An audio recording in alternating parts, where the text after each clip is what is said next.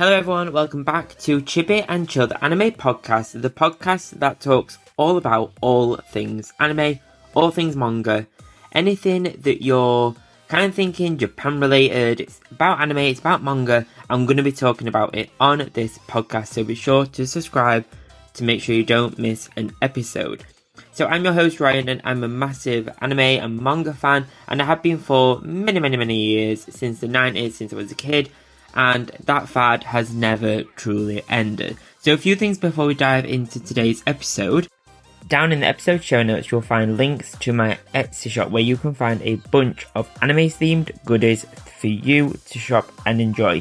So there's pin badges, there's stationery, there's keyrings and more. Whether you're a One Piece fan, a Jujutsu Kaisen fan, a Pokemon fan, a Mario fan or anything else, you'll find a goodie on the shop for you to check out. There's something for every anime and manga fan over there. Right now, there's also 25% off most items on the shop, so be sure to check out everything at a great deal.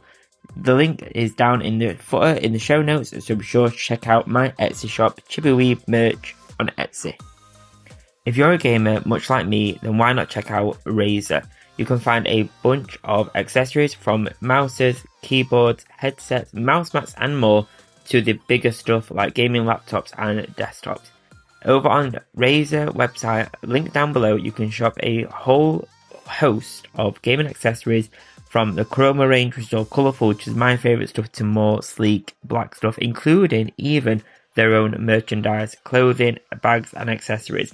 There's something for everyone, and with the holiday season coming up, it's November now, why not check out Razer.com for your holiday shopping for the gamer in your life. Maybe it's you, why not treat yourself? The link is down below for you to check out and shop. So today it's all about diving deep into the kind of power systems within One Piece, looking at Haki and the Devil Fruits, the two key players in the One Piece power system, and kind of seeing which is more powerful, what are the details of each, and just an overall look at the powers that we see continuously used within the One Piece universe by Luffy, by the baddies, I guess, everyone, Buggy, everyone, okay? Everyone uses Haki or a Devil Fruit, and sometimes both, much like Luffy. So let's dive into Devil Fruits first, and then we'll dive into Haki as well.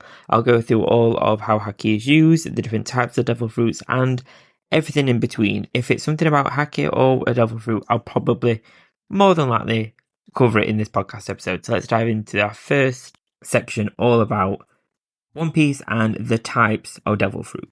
One Piece is one of my absolute favourite anime, and it's crafted by Eiichi Oda, and it's a treasure trove of diverse powers and abilities, and at the heart of this manga and anime are Devil Fruits, fruits that grant the consumer extraordinary abilities but at the cost of their ability to swim. And from the Paramecia types offering a range of unique abilities, there's the Zoan types which allow users to transform into animals, and finally the Logia types which grant control over natural elements, and these fruits are the core of the entire series' power system. And the Paramecia types, like the Gomu Gomu no Mi fruit, the Gum Gum fruit, eaten by our main protagonist, Monkey D. Luffy, or the Mera Mera no Mi, which is the Flame Frame fruit, which was obviously RIP, wielded by Porter the Ace, grant superhuman abilities. And then there are the Zoan types, which enable transformations into animals, like the Inu Inu no Mi, which model wolf, eaten by the Marine Admiral Kuzan, better known as Okoji. And lastly, we've got the Logia types, known as such as the Goro Goro no Mi, which is the Rumble Rumble fruit, which was consumed by the lightning wielding NL, which we saw way back in Sky Island, and grant mastery over natural elements, so his was lightning, and making the user almost kind of intangible, so it changes their whole kind of like chemistry, I guess. So their whole body is kind of made up as this kind of element, which it's kind of weird. It changes their whole body, so it's kind of their body will be made of wax or rubber or all this kind of thing. But it's that last one that makes a huge difference in battles. It makes a punch without Haki actually not hit at all. It kind of just goes through them. So we have like Smoker, for example. Smoker's fruit allows him to literally turn into smoke. So a punch, if you punch Smoker, it kind of just goes through him. It's just a cloud of smoke. He's a smoke human.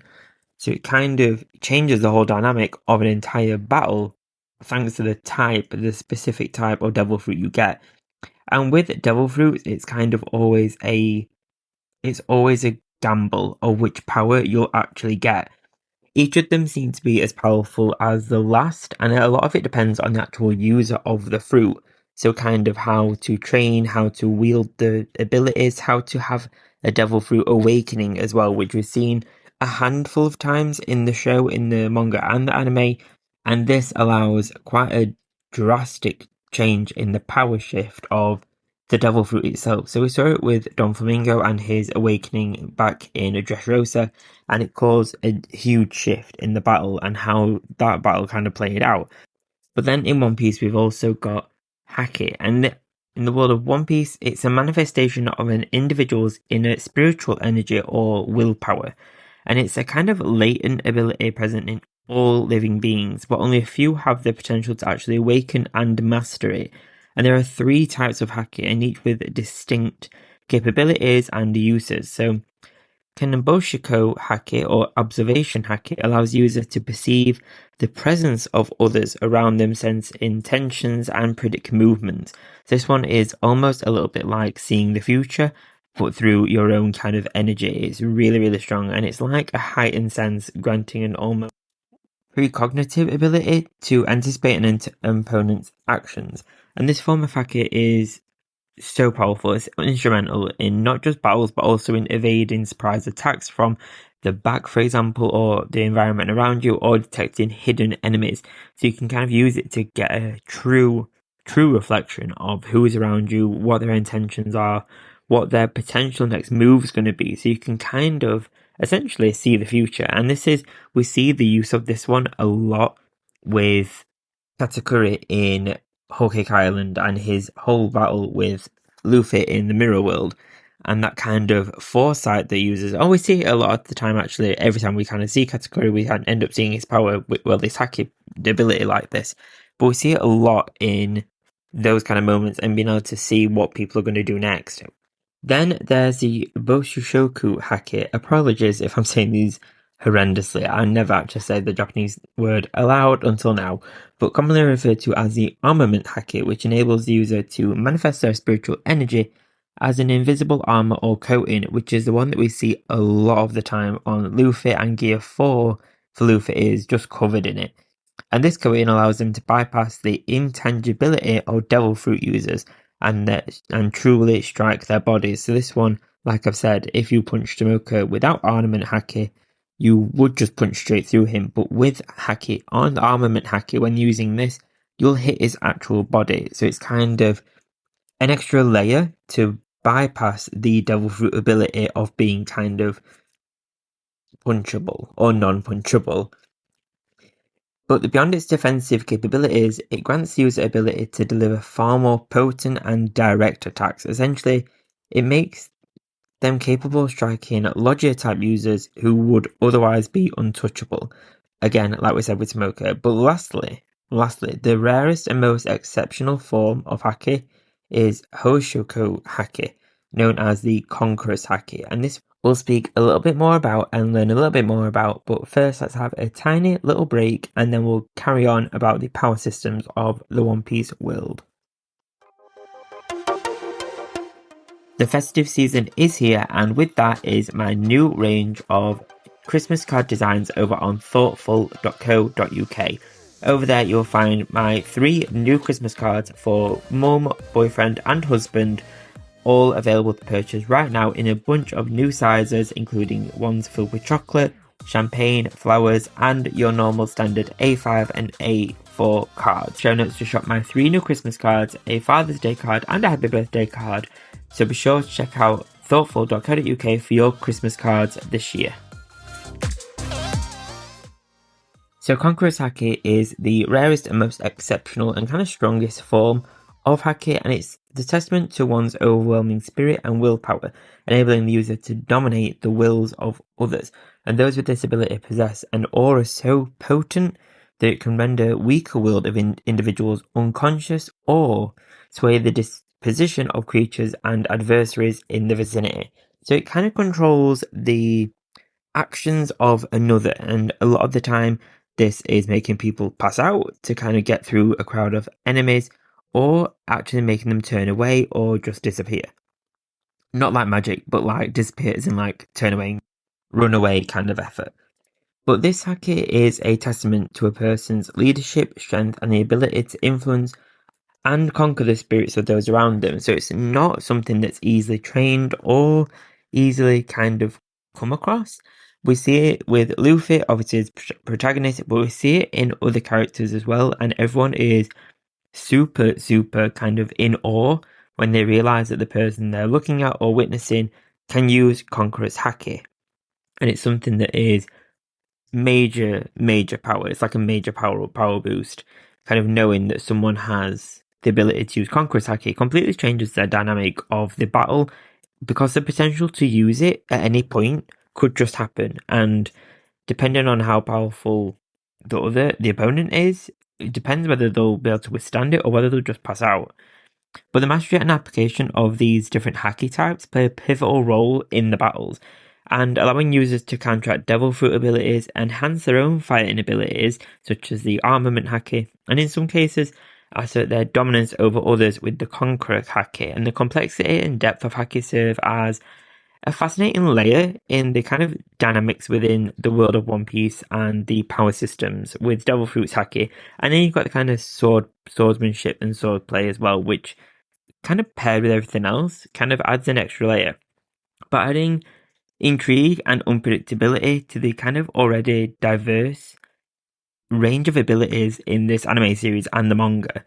But what's so interesting about haki is when we look at the Devil Fruits, we can see a lot of the time the Devil Fruits abilities are very physical. You can kind of see them like Luffy's stretchiness. You can kind of see them, and some are a little bit more almost spiritual, but we get to see them in anime because how it does.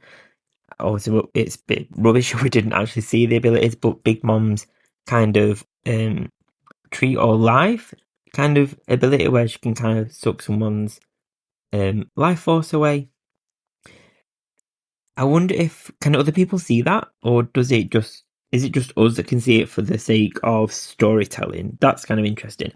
But haki, you can't see. So again, we get to see it all the time, every time it's used for storytelling, but people that can't use haki can't also see haki being used.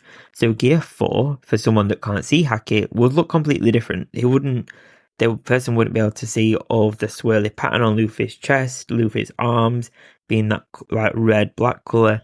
Kind of strange. So people that can't use haki can't see haki, and whereas the Devil Fruits, most of the time you can basically see the power straight off the bat. You can kind of just see if someone turns to ice or to stone or to fire, or if they've got a big punch in their face because they're made of wax.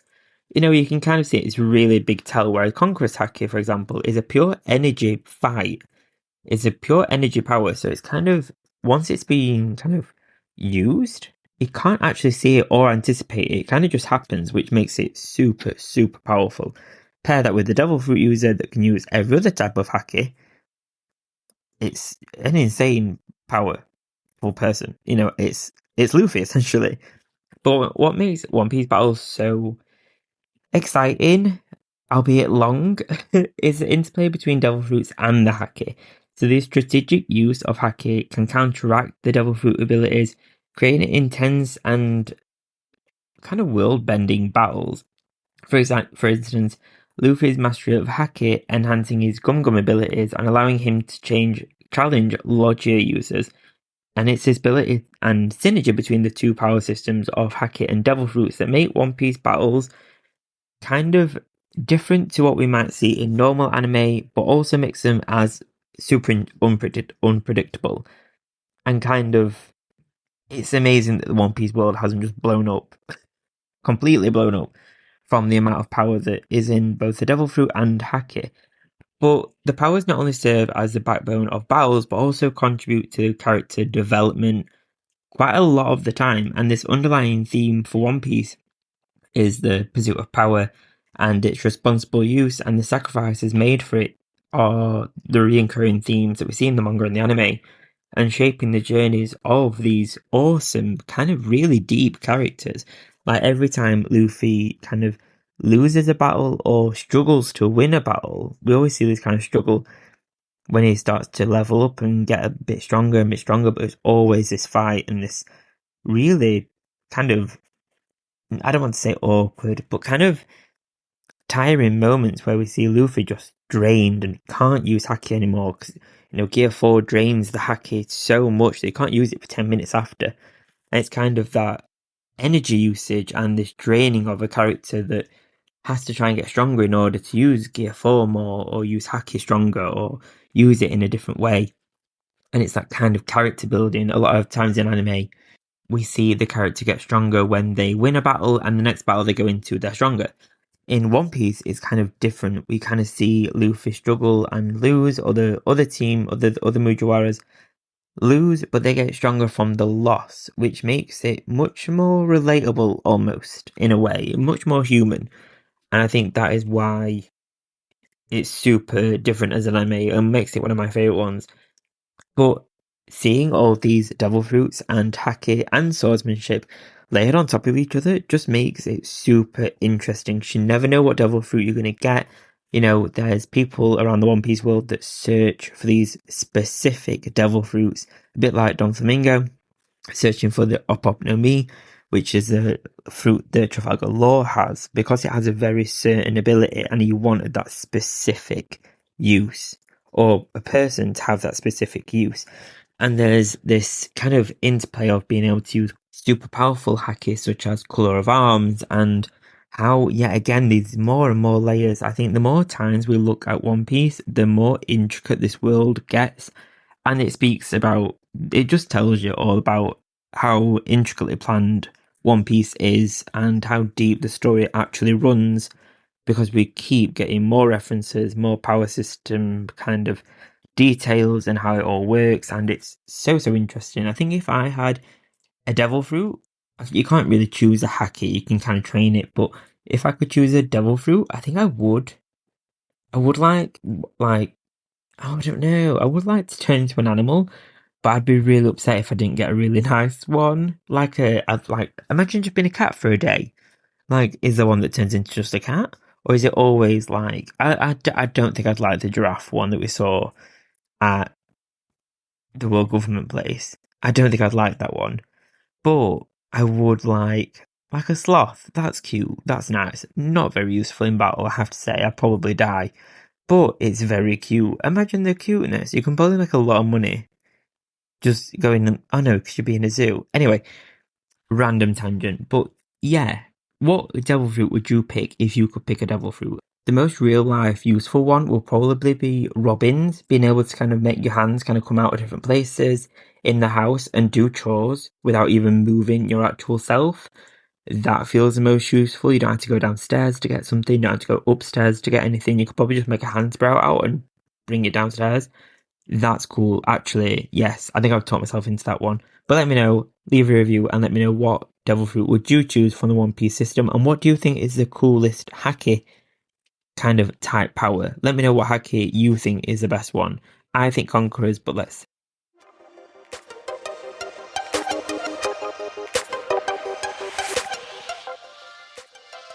Thank you so much for checking out this episode. If you're new to the podcast, thank you so much for checking this out. I really do appreciate every single listen, every follow, every download. It really does mean a lot. From one weeb to another, thank you so much. If you're wanting any anime merch, head over to my social media links. Find me on social media, find me on TikTok, Instagram, all that good stuff. And you'll see a link to my eBay shop where I have a bunch of anime themed prints for you to check out with worldwide shipping. Please do leave a rating and a review on the podcast platform that you're listening on this to.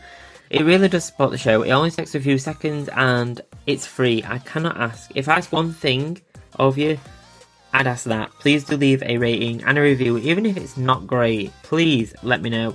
It's even a bad one. Well, bad press is always... what's the saying? Any press is good press, I guess. Oh, that rhymed. So A rating and review would be great. It really does support the show, so thank you so much for whatever kind of review you do leave. Sometimes finding a birthday card or an occasion card can be a boring task. However, I have some anime themed cards on my Thortful.co.uk creator profile, which is found in my links on social media. Over on Thortful, you'll find a bunch of anime themed cards such as Studio Ghibli Happy Birthday cards and more, with my range being updated regularly. Each card is processed by Thortful.co.uk, with shipping being fast, quick and efficient. You can shop my anime themed cards over on my Instagram, with my links being over on there. Just search Chibi Anime and you'll find me. Thank you so much for listening. Thank you so much for checking out the podcast. It really does mean a lot. Please do leave a rating and a review down below. It really does support the show and it's free to do. I'll see you next time. I'll see you next Friday. Have a great weekend. If you're a subscriber or if you're thinking of subscribing or starting the free trial on Apple Podcasts, I'll see you on Sunday for the next episode of the Chibi Piece exclusive Apple Podcast exclusive episode on Sunday. Thanks guys. Bye bye.